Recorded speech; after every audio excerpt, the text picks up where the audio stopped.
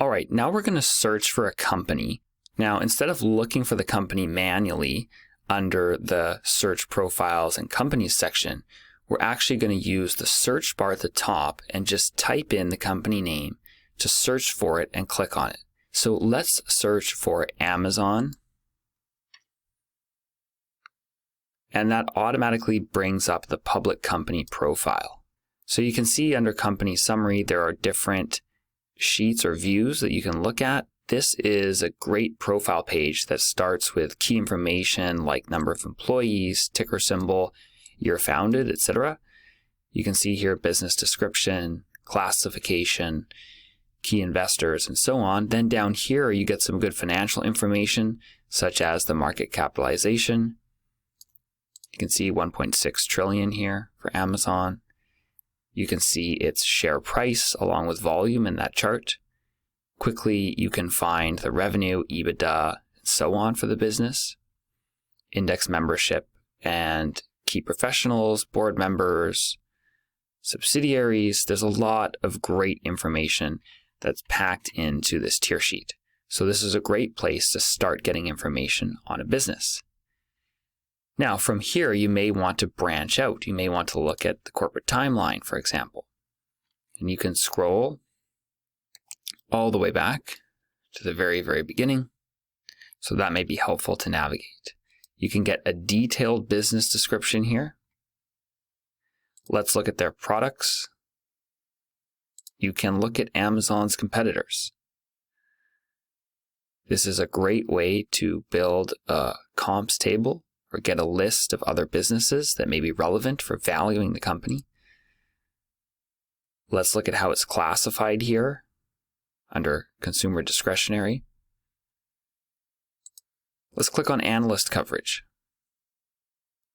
And we can see all the research analysts that cover Amazon.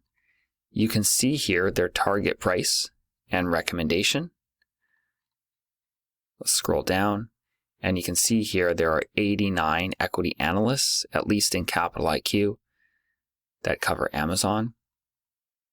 And finally, we can jump into corporate governance here to get a sense of the board and the corporate oversight for the business.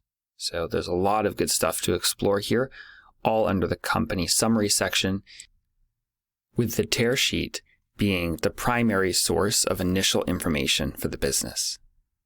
So start by searching for the company name, then click on it when it comes up in the search results, and you're brought right to this company profile page here.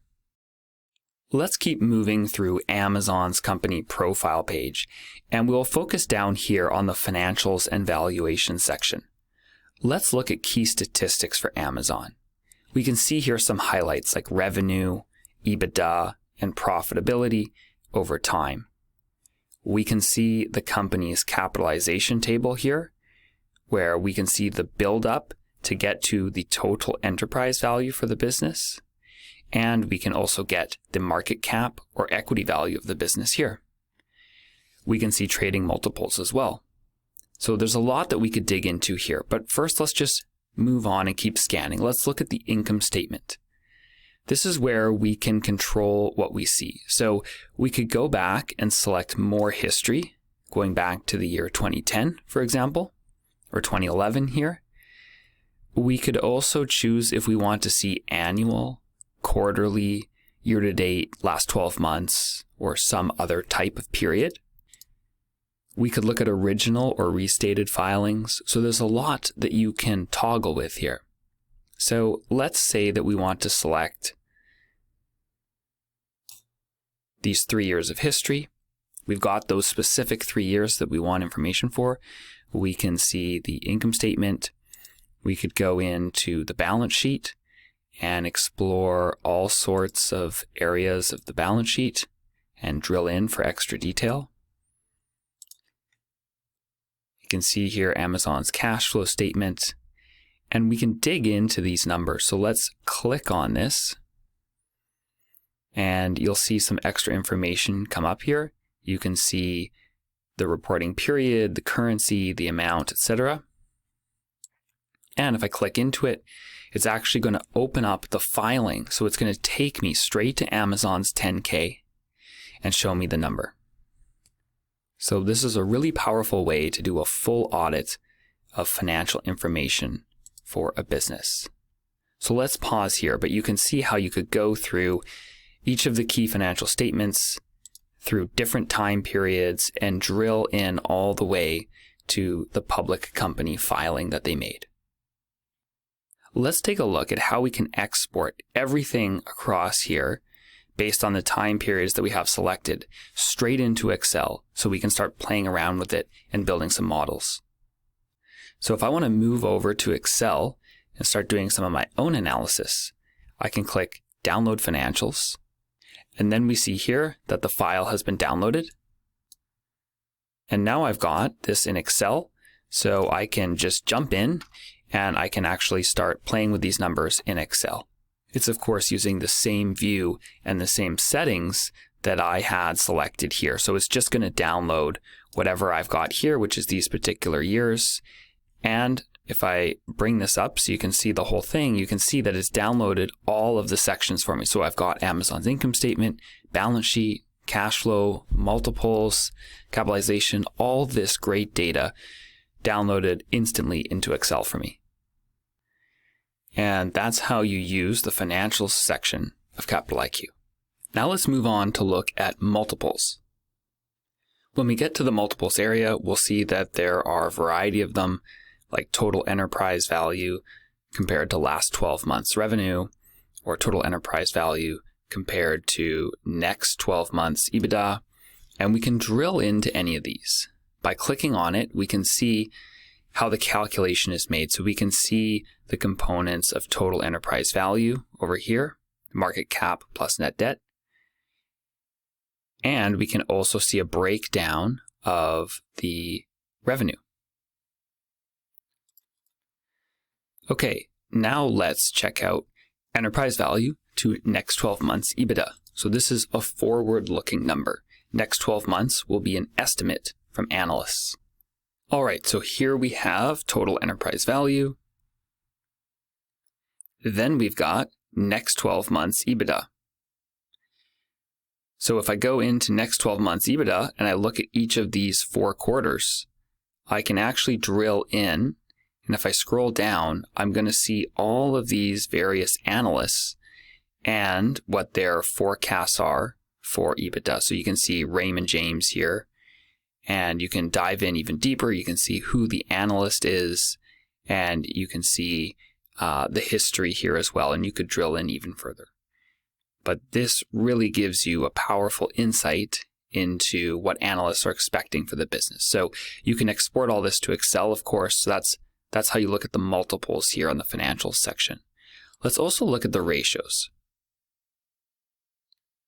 So here we have all these ratios for the company sorted by category, from profitability and margins to solvency and growth rates, etc.